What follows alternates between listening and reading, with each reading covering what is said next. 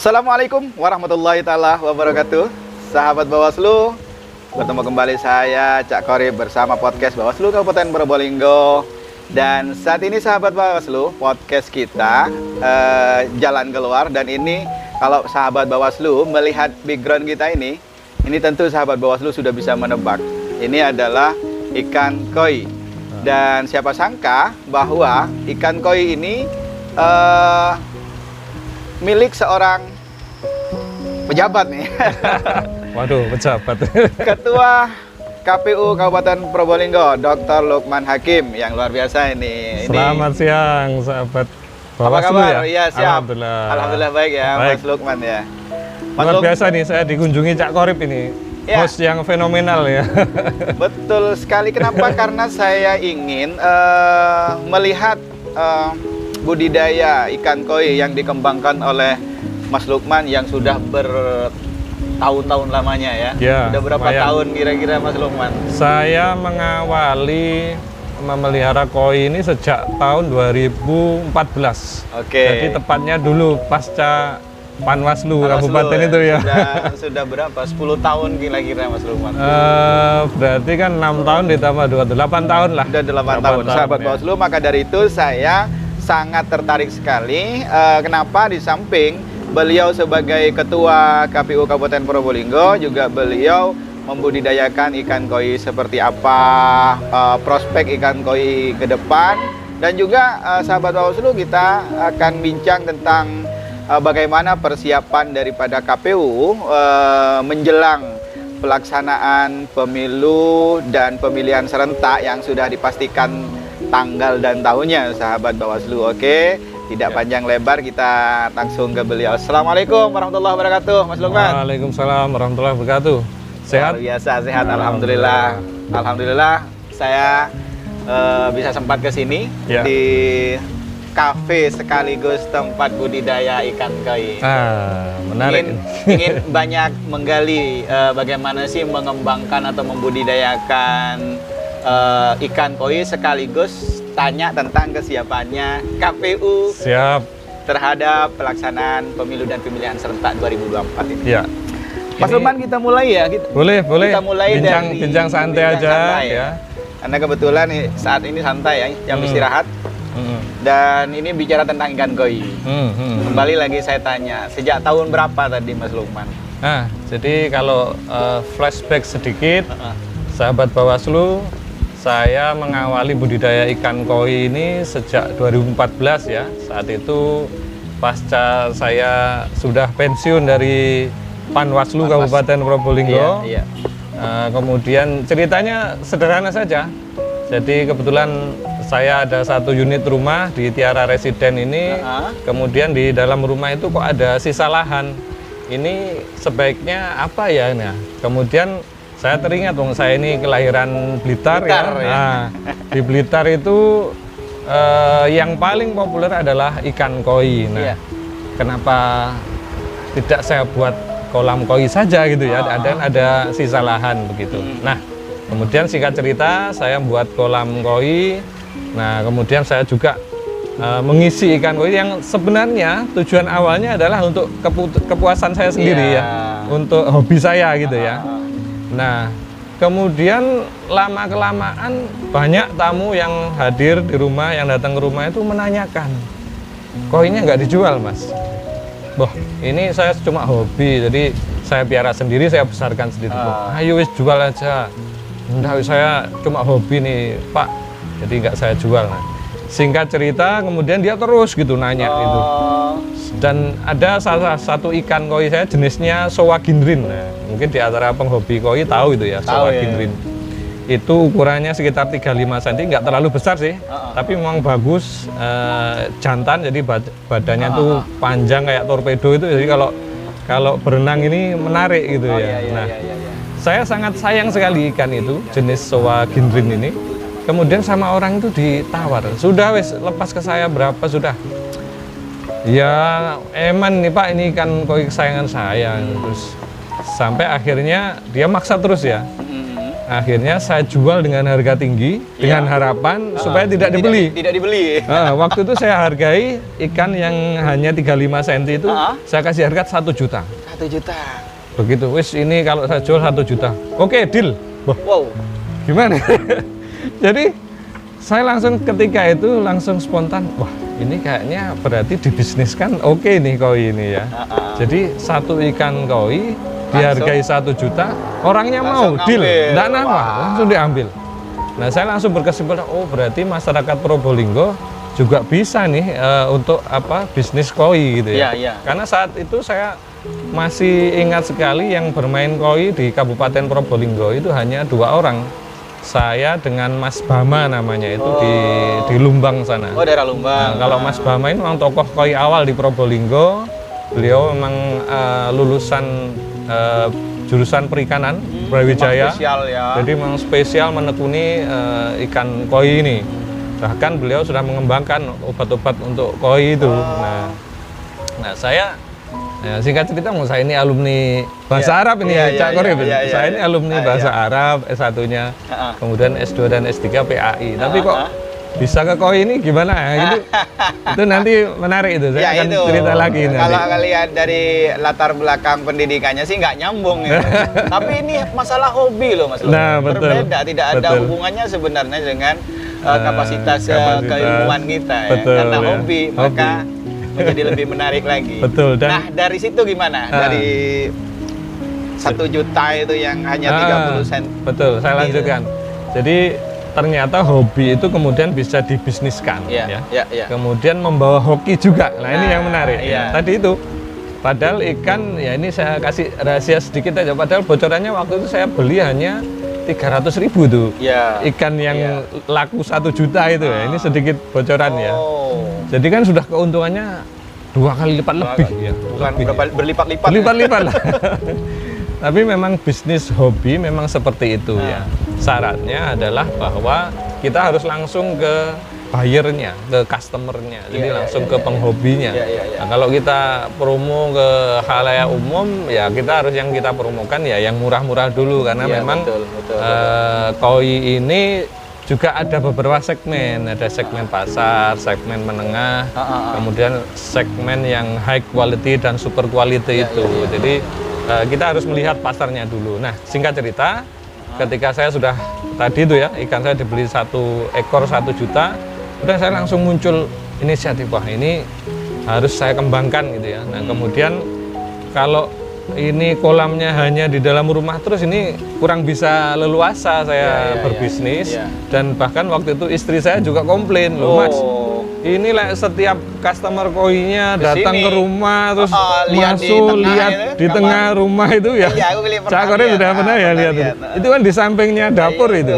Pas dapur, lihat dapur, lihat kamar, enak juga ya. Nah enak juga, komplain jadi istri saya itu. Akhirnya ya udahlah, saya bangun kolam lagi di depan rumah. Nah akhirnya setiap yang datang itu enak sudah di depan rumah, lihat, negosiasi harga dan sebagainya, udah nyaman di situ.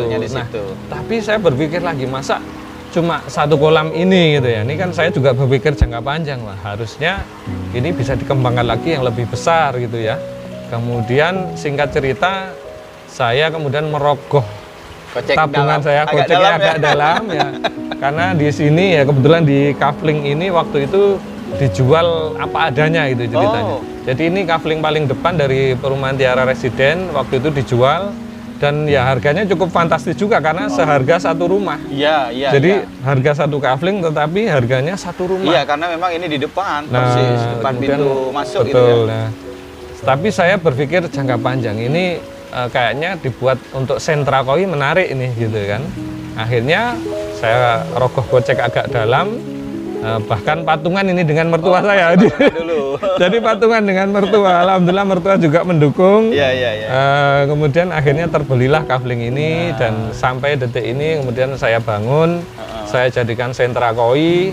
Kemudian saya konsep juga, saya mix dengan kafe ya. Ya bisa dikatakan kafe koi juga ini. Kafe koi ya. Jadi konsepnya adalah ngopi sambil wisata akuatik. Nah, kenapa? Harapannya sahabat Bawaslu supaya sahabat-sahabat Bawaslu itu kesini nggak sungkan-sungkan. Kalau hanya sentra koi, nanti yang datang ke sini cuma ya penghobi koi saja. Nah, kalau saya konsep dengan ngopi sambil wisata akuatik, nah ini akhirnya sahabat Bawaslu yang berbagai latar belakang profesi itu bisa kesini dulu, minimal melihat dulu ya kan koi-koi ini kan. Karena ini menarik Mas Lukman, karena betul. ketika kita melihat ikan koi yang sedemikian cantik, lucu, unik, nah, kita tidak bisa hanya sebentar-sebentar ria, maka kita harus berlama-lama ria. Nah, untuk berlama ria tidak mungkin kita berpangku tangan saja, maka perlu ada secangkir kopi dan seterusnya. Maka sambil lihat, sambil ngopi gitu. Betul, sambil terapi ikan juga. Tadi sambil feeding fish juga, itu fasilitas di kafe kita. Nah, jadi ini akan menarik ya. Memang kalau bisnis koi itu bisnis hobi, tetapi akan dimix dengan varian-varian lain, misalnya dengan di sistem sentra koi, tapi dimix dengan kafe. Ini juga menarik, ya menarik. Minimal itu untuk saling menopang lah, ya. Betul. Jadi yang berkunjung ke sini akhirnya tidak hanya penghobi koi saja, tetapi juga ada pengunjung kafe yang orang-orang berlatar belakang macam-macam gitu ya. Setidaknya mereka, menarik ya, ngopi sambil lihat koi gitu ya. Terus yang awalnya mungkin tidak tahu koi, kemudian tanya-tanya. Awalnya tanya-tanya, habis itu kemudian berapa ini? Nah, kalau sudah mulai berapa ini berarti dia sudah mulai interest. Dia sudah mulai akan menginvestkan modalnya dia untuk bikin kolam misalnya. Nanti akhirnya kita edukasi, wis kalau sampean bingung tukangnya, saya ada paket bikin kolam ukuran sekian. Nah, Oke, Mas Lukman, terkait dengan tadi orang tertarik membeli. Ini koi yang ada di sini sedemikian banyaknya, sudah laku kemana aja nih Mas Lukman? Nah, ini juga supaya menjadi membuka peluang bisnis juga bagi sahabat-sahabat Bawaslu. Silakan bagi yang punya lahan di rumah terus ingin membudidayakan koi, silakan, karena ini luar biasa. Alhamdulillah pengalaman saya pribadi, saya sekarang ini posisinya sudah menjadi eksportir koi. Nah, jadi tidak hanya berarti sudah keluar negeri berarti ya? Sudah keluar negeri, ya. Jadi ya alhamdulillah omset saya itu di PayPal, saya cek saldo saya itu udah $5.000 lebih. Udah $5.000 ini kalau kalikan 14.000 udah berapa itu? Udah lumayan lah ya. Banyak lah. Dan tadi bilang ekspor ya? Ekspor. Kemana aja? Nah, yang terakhir mungkin? Yang terakhir ini ke Holland. Belanda. Belanda ya. Luar biasa. Belanda, pernah juga di Finlandia, pernah juga di Jerman ya. Dan yang paling sering ke Malaysia, negara jiran kita, negara tetangga. Sudah sering biasa. Sudah sering ya. Dan yang ke Holland tadi, yang ke Holland itu. Yang ke Holland ini menarik. Saya juga baru ketemu seorang buyer yang luar biasa, penghobi minded, saya bilang begitu. Karena begini, ini pengalaman juga ya. Kiriman pertama ikan saya itu bayangkan dua box ya, 2 box full, dan bahkan satu boxnya itu $300 biayanya. Jadi 4 juta lebih ya. Satu boxnya untuk biaya kirimnya saja. Ya? Belum harga ikannya. Harga ikannya waktu itu kisaran $2.000. Nah, itu sampai sana, ini ceritanya ada accident itu ya. Sampai sana begitu dibuka itu ikan mati semua. Waduh. Gimana ini kalau saya sendiri aja memikirkan pusing saat itu ya. Nah, tetapi karena kita kasih penjelasan, termasuk juga bagian transshipper itu orang yang mengurusi pengiriman ikan ke luar negeri, itu memberikan edukasi, penjelasan bahwa ini murni accident. Bahwa saya menjelaskan tanggung jawab saya adalah ikan itu saya kirim sampai ke transshipper di Jakarta ya, sampai di Jakarta aja itu tanggung jawab saya. Kalau ada ikan mati dan sebagainya ditransfer berarti masih tanggung jawab saya. Tetapi kalau udah dari transshipper sampai ke negara tujuan ada insiden dan sebagainya, itu ya sudah di luar tanggung jawab saya, karena bagaimanapun ini adalah ikan makhluk hidup ya. Pada akhirnya mereka menyadari, Mas Lukman ya. Alhamdulillah dengan edukasi yang seperti itu, buyer ini menyadari bahwa memang ini accident ya. Jadi akhirnya sampai sekarang masih tetap alhamdulillah berlangganan ya, yang Holland tadi ya. Bahkan bertambah-tambah ini. Berarti masih ada yang akan dikirim ya? Betul, ini saat ada satu kolam ini yang memang ikannya beliau semua, namanya Mr. Eddie ya. Oh, Mr. Eddie. Mr. Eddie, namanya agak ke Indonesia juga ya, juga tahu loh. ada ini ya, Mr. Edi. Mungkin karena dia juga penghobi koi ini, jadi sebagai Indonesianis juga ini kayaknya. Nah, jadi waktu itu meskipun ikannya mati semua, tetap order lagi. Karena yang order kedua, ketiga dan seterusnya itu selamat ikannya. Nah, ternyata kuncinya adalah jangan sampai padet-padet ini ketika packing koi itu. Gitu. Karena perjalanan ke Eropa, itu 2 kali 24 jam. Kurang oksigen, sehingga harus agak dijarangkan. Dan alhamdulillah pengiriman kedua, ketiga lancar, sampai sana hidup, ikannya sehat, dan orangnya terus. Bahkan ini di bulan Februari, Maret, mulai Januari ini terus order karena di sana tidak berani kirim. Di sana sekarang ini masih di Eropa itu masih musim dingin, musim salju, sehingga belum berani kirim ya. Dia minta insya Allah di akhir Maret ini nanti akan ada pengiriman lagi. Jadi Oke, Mas Lukman, luar biasa nih ya. Saya jadi tertarik juga ya.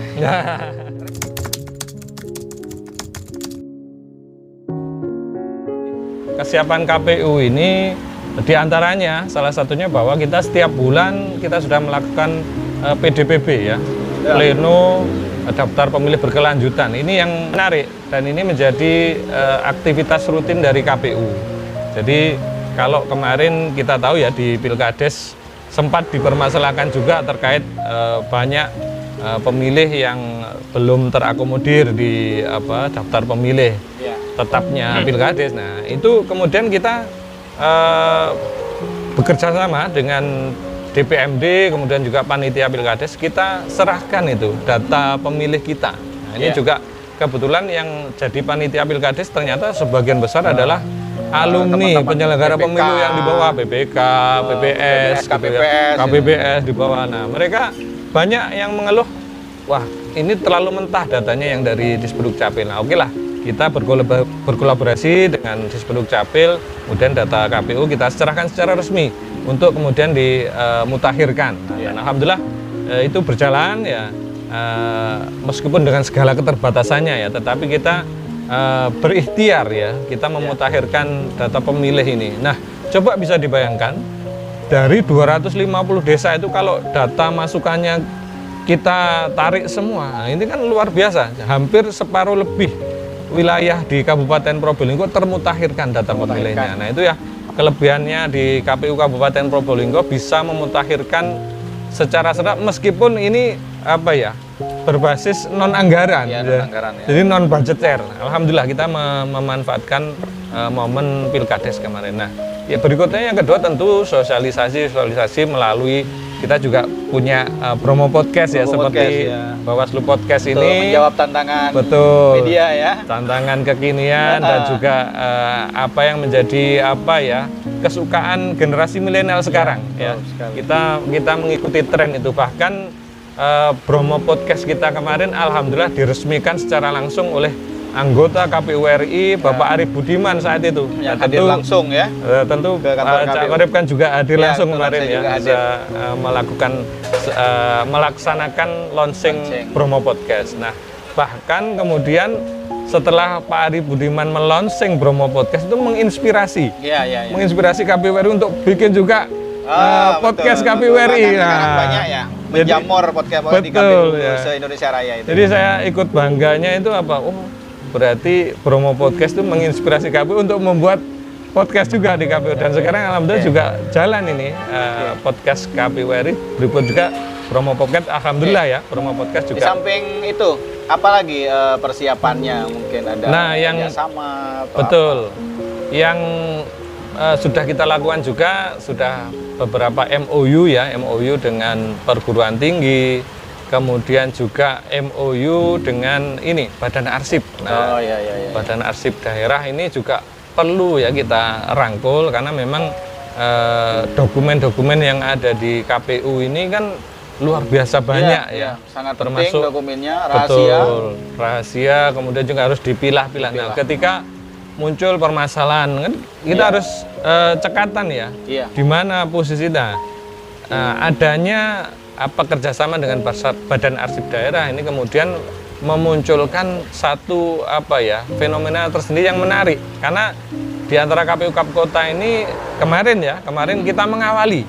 Di antara KPU Kap Kota lain kita mengawali yang sudah MOU atau bekerja sama dengan Badan Arsip. Nah, tentu ini menjadi langkah awal yang ini juga perlu ditindaklanjuti nantinya ketika sudah berjalan. Nah, kemudian juga yang berikutnya sosialisasi dengan peserta pemilu. Nah, ini yang penting ya. Pengurus parpol. Saat itu kita sudah melakukan sosialisasi tepatnya di Krejengan saat itu, di tempatnya teman kita itu siapa? Mas Rito Otbo. Nah, di situ kita undang semua pimpinan parpol, mulai dari ketua, sekretaris dan bendahara. Nah, tiga-tiganya kita undang, kita hadirkan dan kita sosialisasikan bahwa pemilu dan pemilihan serentak tahun 2024 sudah mau dimulai. Nah, tentu baik kita penyelenggara pemilu maupun peserta pemilunya ini juga harus bersiap, ya kan? Mereka mungkin peserta pemilu bagaimana kesiapan dengan konstituennya, dengan persiapan misalnya dari sisi administrasinya, karena nanti kan di antara salah satu agenda awal tahapan pemilu dan verpol, ya kan? Verifikasi parpol. Bahkan kemarin tidak sudah berubah kan keputusannya bahwa yang di verpol itu tidak hanya partai baru, ternyata parpol existing pun juga ikut harus diverifikasi. Ya, ini artinya semua parpol yang menjadi peserta pemilu tahun 2024 nanti semuanya akan dilakukan verifikasi. Mas Lukman, berarti sudah benar-benar siap ya KPU untuk menghadapi ini dalam pemilu serentak ini ya? Oh, insya Allah sangat siap ya, sangat siap. Bahkan kemarin kami di grup itu begitu pimpinan KPU RI kan waktu itu bikin status bahwa kick off hari H pemilu dan pemilihan sudah di launching, maka dihitung kita menghitung mundur ya. Berarti Juni tahun ini Juni tahun ini sudah mulai tahapan pemilu. Saya kemudian akhirnya nge-share itu di grup KPU. Kemudian saya tambahi komentar di dalamnya, ayo teman-teman harus siap-siap jadi dokter semua. Apa itu dokter? Apa itu? Mondok di kantor. Nah, ini yang penting. Oh, siap nih teman-teman, sudah responnya seperti itu, dan bahkan ini kita yang rindukan di situ. Jadi sementara ini kan hanya daily activity ya, kesibukan sehari-hari. Nah, yang terkait tahapan pemilu, nah kita song-song ini nanti insya Allah bulan Juni ini. Bulan Juni. Sahabat Bawaslu, bila teman-teman KPU siap untuk apa tadi? Mondok di kantor. Mondok di kantor. Apa istilahnya tadi singkatannya? Dokter. Dokter. Betul. Siap mondok di kantor. Ini Bawaslu juga seperti itu, siap menjadi dokter juga dan selalu mengawal bagaimana proses tahapan persiapan sampai kemudian pelaksanaan pemilu serentak 2024 dan juga berikut pemilihannya. Sahabat Bawaslu, di penghujung acara ini memang tidak terasa sangat panjang sekali pembincangan walaupun waktunya sedikit sekali, tetapi mau tidak mau kita harus closing, dan saya mohon Mas Lukman closing statementnya di podcast Bawaslu untuk sahabat Bawaslu. Siap. Sahabat Bawaslu sekalian, terima kasih sekali, ini momen istimewa bagi saya menjadi tamu undangan dari host yang sangat fenomenal ini, Cak Korip, luar biasa. Dan di momen ini saya ingin berpesan dan mengajak ya seluruh warga Kabupaten Probolinggo khususnya, ayo pemilu dan pemilihan serentak tahun 2024 kita tingkatkan partisipasi masyarakatnya ya. Kita semua punya peran ya. Tidak hanya KPU dan Bawaslu saja yang punya tanggung jawab untuk meningkatkan partisipasi ini. Semua orang yang tentunya yang sudah punya hak pilih ya, yang usianya 17 tahun ke atas atau yang belum 17 tetapi sudah menikah itu punya hak pilih. Ayo kita ramaikan pemilu dan pemilihan serentak tahun 2024 untuk hadir di TPS.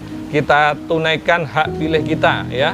Silahkan ya, dicek dulu hak pilihnya sudah terakomodir apa belum. Nah, nanti kalau belum bisa langsung ke kami KPU atau juga bisa ke sahabat Bawaslu juga bisa ya, memberikan masukan dan juga saran yang selama ini sudah dilakukan setiap bulannya ya. Alhamdulillah kami KPU dan Bawaslu sangat bersinergi dan kita selalu update itu data pemilih ini, karena memang data pemilih sangat berpotensi menjadi permasalahan di setiap pemilihan ya.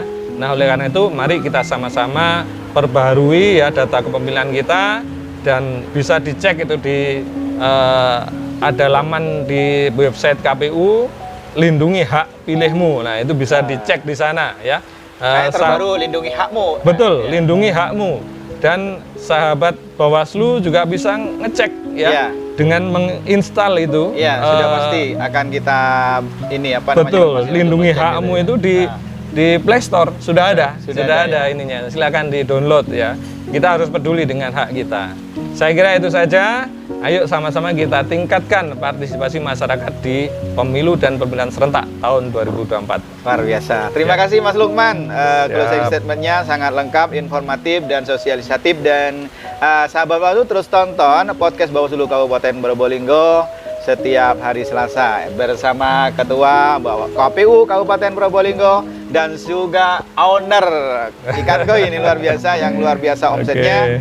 Terima kasih Mas Lukman. Siap, terima kasih Cak Korip ya. Diganggunya. Enggak apa-apa. Sahabat Bawaslu yang mau ngopi sambil lihat koi silakan mampir. Silakan. Ya. Ini kita akan lanjut untuk lihat-lihat kopi sambil ngopi bareng ini. Terima kasih dari saya Cak Korip, Bawaslu Kabupaten Probolinggo. Wassalamualaikum warahmatullahi taala wabarakatuh. Semangat.